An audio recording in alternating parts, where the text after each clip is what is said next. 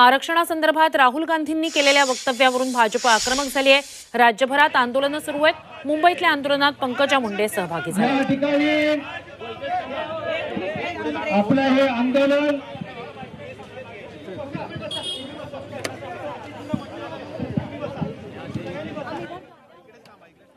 ही दृश्य आपण पाहतोय मुंबईतल्या आंदोलनाची। राज्यभरात आज भाजपनं राहुल गांधींविरोधात आंदोलनं केलेली आहेत। काँग्रेस हटाव, आरक्षण बचाव अशी घोषणाबाजी करण्यात आलेली आहे। राहुल गांधी यांनी वॉशिंग्टनमध्ये आरक्षणासंदर्भात जे वक्तव्य केलेलं होतं त्यावरूनच भाजप आक्रमक झाली आहे। हे दृश्य मुंबई, नाशिक आणि संभाजीनगरमधली आशिष शेलार, पंकजा मुंडे मुंबईतल्या आंदोलनात सहभागी झाले। नाशिकमध्ये सुद्धा राहुल गांधींचा प्रतिकात्मक पुतळा जाळत आंदोलन करण्यात आलं। तर इकडे संभाजीनगरच्या आंदोलनात अतुल सावे सहभागी झालेले होते। जोरदार घोषणाबाजी यावेळी करण्यात आली।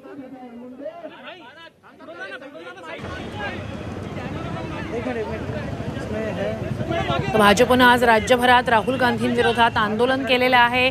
घाटकोपरमधल्या आंदोलनात मुंबई भाजप अध्यक्ष आशिष शेलार, पंकजा मुंडे सहभागी झाले।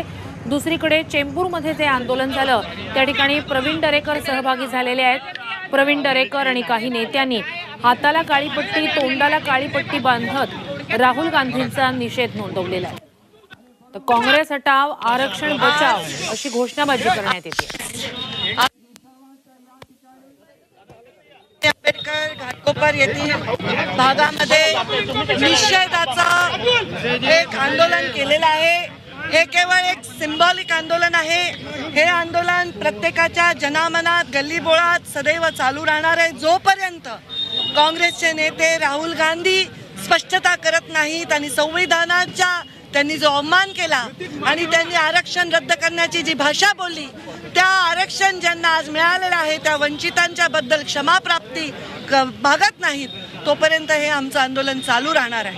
आज देशामध्ये प्रधानमंत्री नरेंद्र मोदीजींची निवडणूक चालू असताना, या देशाची निवडणूक पार्लमेंटची चालू असताना भारतीय जनता पार्टीला फेक नरेटिव्ह करून काँग्रेसने आरक्षण रद्द करणार असे भाषण करून लोकांना भूलथापा देऊन त्यांची मनं वळवण्याचा प्रयत्न केला होता।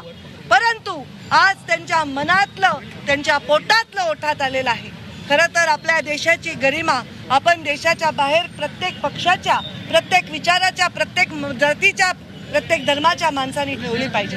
पण आपल्या देशाची गरिमा कमी करण्याचं काम त्यांनी त्या इंटरव्ह्यूमध्ये केलेलं आहे। आपण जेव्हा इथे मुंबईत आहे, मुंबईकर आहोत। आपण महाराष्ट्रात असलो, बाहेर गेलो तर महाराष्ट्रीयन असतो।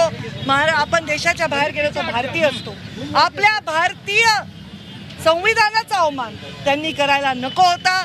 या बाबतीत त्यांनी खुलासा केला पाहिजे आणि त्यांच्या मित्रपक्षांनी देखील या बाबतीत भूमिका राहुल गांधींशी सहमत आहे का याबद्दल स्पष्ट असा खुलासा केला पाहिजे असं मला काही छत्रपतींचा पुतळा पडला त्यावेळी जोडो मारेसारखं आंदोलन करण्यात पाहायला मिळालं, मात्र आतापर्यंत कुठलीच भूमिका नाही। खरं तर हा मुद्दा